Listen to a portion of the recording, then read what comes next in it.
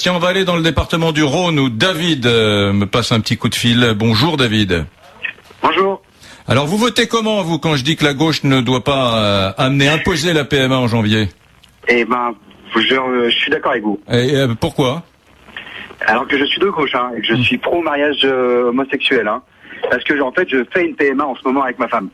Et que comme je fais une PMA avec ma femme, je sais les difficultés énormes qu'il y a. Je vous donne un exemple.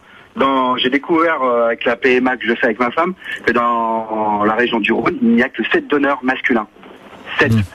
Et quand j'ai discuté avec le juge, parce que vous passez devant un juge avant de faire une PMA, le gros problème des PMA, en fait, c'est les donneurs. Vous pouvez, David, expliquer à ceux qui nous écoutent pourquoi vous avez entrepris ça concrètement? Parce que vous savez, derrière l'acronyme PMA, il y a beaucoup de gens qui se disent de quoi est-ce qu'il s'agit. Donc, c'est quoi l'équation de votre couple en 2 mots qu'on comprenne, David? Alors, ma femme, quand elle était jeune étudiante, elle a eu un cancer. Ouais. Et la chimiothérapie a détruit, lui a sauvé la vie, mais a détruit tout son système de procréation. Ouais. Moi, je vais très bien. Ça fait bientôt 4 ans qu'on est ensemble et on a décidé au début d'adopter. Et on a vu les difficultés que c'était pour adopter. Puis je me suis dit, pourquoi on n'essaierait pas la PMA?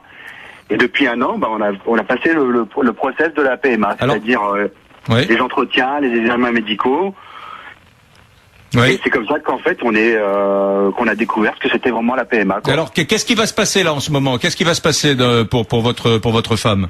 Alors pour moi et ma femme, tout se passe bien parce que je viens de finir les derniers examens. Ouais. Et là je viens de congeler mes spermatozoïdes. Je viens de les congeler là au sécos. D'accord.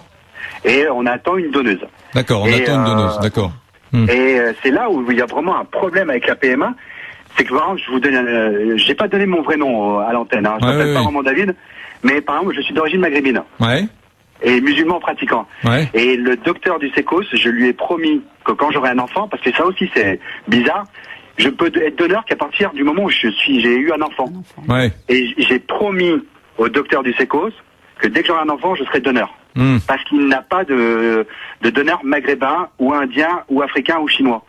Parce qu'on choisit, j'ai pas compris David, on choisit le donneur quand on fait une PMA? Non, on choisit pas, mais on choisit l'ethnie. Ma femme avait le choix entre la couleur des cheveux, la couleur des yeux et la couleur de peau. Et ma femme voulait, comme je suis d'origine maghrébine, elle voulait que la donneuse soit blanche. Et le docteur du sécos a rigolé parce qu'il a dit à ma femme, vous inquiétez pas, de toute façon on a que des donneuses caucasiennes. D'accord. Caucasienne, c'est-à-dire blanche, ouais, d'accord. Blanche. Ouais. Et on a un vrai problème de donneur. Moi, je vais vous dire franchement, je suis de gauche et je suis pour le mariage homosexuel, le mariage pour tous, comme vous dites. Mais le problème, c'est qu'en étant dedans, en connaissant les chiffres, à l'état actuel, je suis contre. Parce qu'il faut pas faire la PMA comme ça. Ouais. Il faut pas la faire comme ça. Il faut vraiment, comme disait la auditrice d'avant, la personne d'avant, il faut vraiment faire un débat. C'est pas, je décide. C'est tout. Moi, qui souhaite rebondir là? Christine Frey, élue socialiste de Paris, de homosexualité et socialisme. Oui, je voudrais m'adresser à ce monsieur qui parle là. Il me dit qu'il est de gauche, qu'il est socialiste. Le fait d'être de gauche, le fait d'être socialiste, ça, normalement, on a une certaine solidarité, générosité. Je suis étonnée que c'est pas gagné, j'y crois en tout cas. Et je connais beaucoup de socialistes et qui ont ce genre de valeurs en tout cas et qui les portent.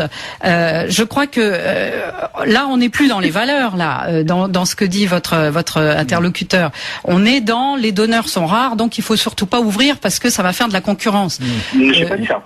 C'est un peu comme ça que je comprends votre propos. En l'état actuel, il faut pas faire n'importe quoi. Moi, je vais vous dire ce que j'en pense. Moi, je serais député, je dirais, ok, on ouvre la PMA à tout le monde, mais on oblige les couples homosexuels hommes à être donneurs et les couples homosexuels femmes à être donneurs. On les Sophie dessus, ouais. Tous les couples, on oblige alors. On oblige tout le monde à être donneur. Comme moi, j'ai promis au docteur du sécos d'être donneur parce qu'il n'a pas de type maghrébin. Sophie, je vais même vous dire, je commence à prêcher pour la paroisse du sécos en ce moment. Mais le problème, c'est que comme j'en parle pas trop à tout le monde, les gens ne comprennent pas trop mon nouveau... Votre nouveau cheval de bataille, ouais.